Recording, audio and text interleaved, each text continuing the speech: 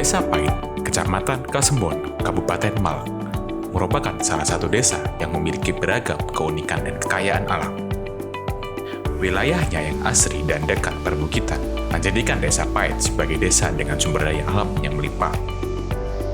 Salah satunya yaitu buah kopi. Pak Mudin merupakan salah satu petani kopi yang namanya cukup dikenal di daerah sekitar. Mengolah kopi dengan cita rasa yang unik menjadikan Pak Mudin pelaku UMKM yang mendapat mengelola keanekaragaman hayati di Desa Pait.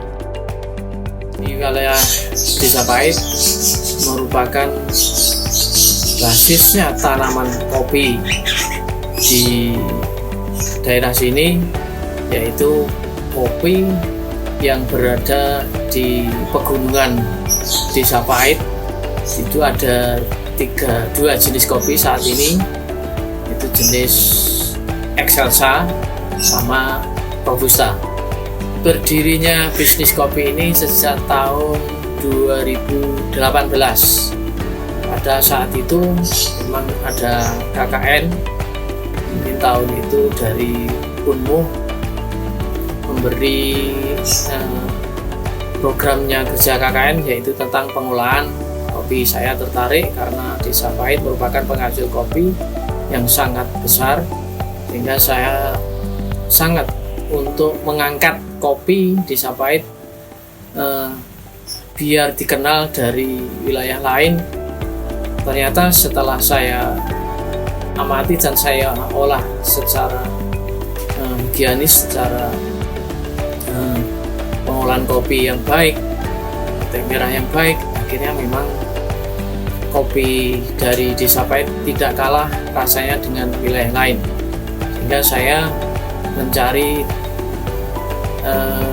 merek untuk cocok, yaitu membuat merek kopi, yaitu saya namakan Kopi Gunung Pait, singkat dengan GUPA.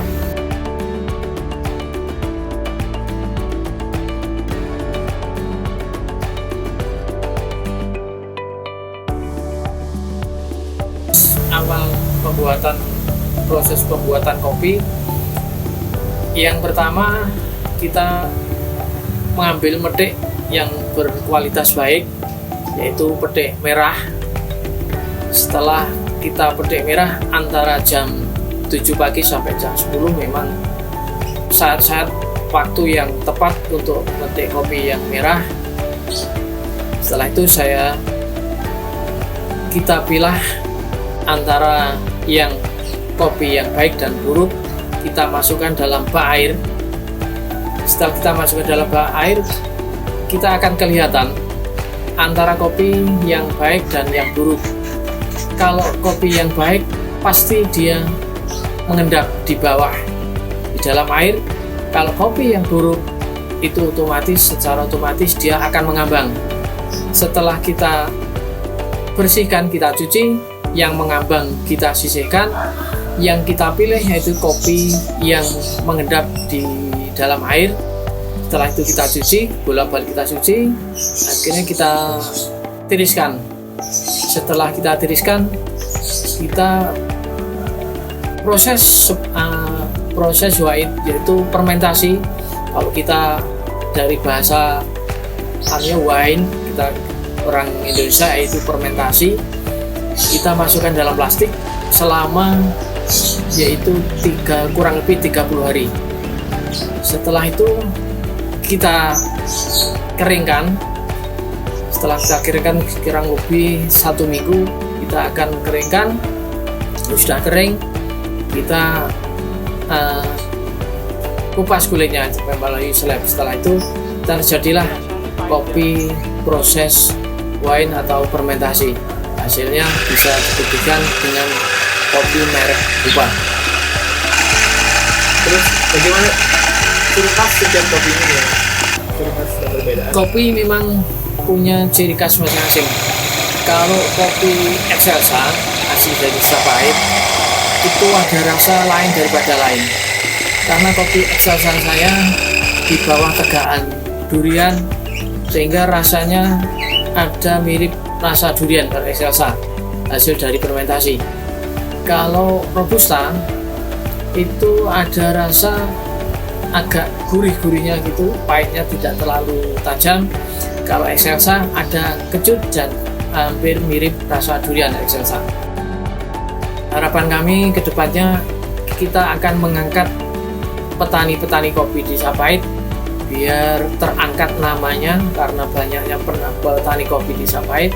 Harapan kami ke depannya kopi Pait dikenal minimal di Kabupaten Malang dan Jawa Timur dan Indonesia. Kopi Pait dikenal rasanya yang beda lain dari daerah lain.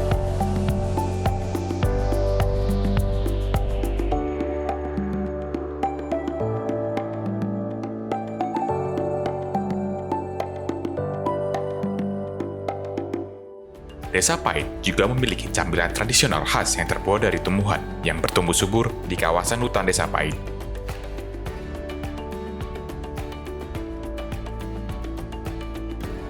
Tanaman itu bernama gadung. Tanaman ini diolah dengan penanganan khusus yang diketahui oleh masyarakat sekitar karena tanaman ini memiliki racun.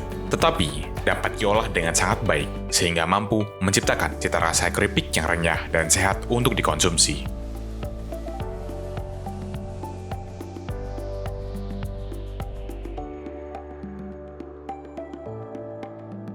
Tidak hanya itu, Desa Pait memiliki kerajinan batik yang tentunya tidak kalah menarik.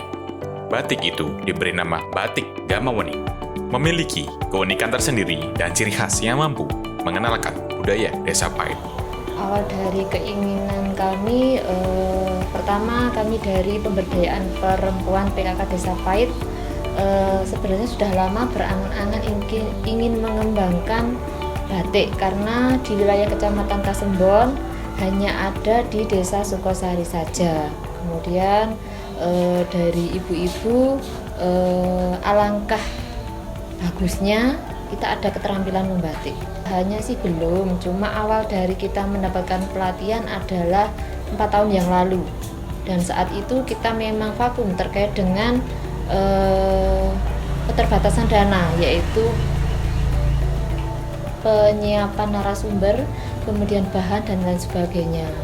Terus baru tahun ini kita semangat lagi untuk melanjutkan keterampilan membatik tersebut melalui ibu-ibu PKK dan kelompok Dasawisma.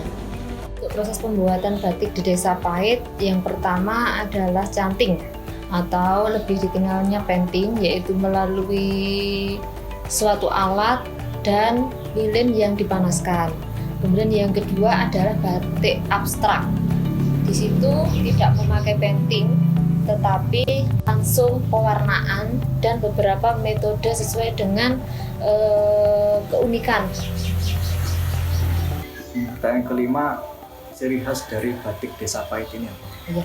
Untuk ciri khas batik dari Desa Pait, harapan kedepannya kita memakai ikon gambar bunga durian dan kopi sesuai dengan produk unggulan dari Desa Pait.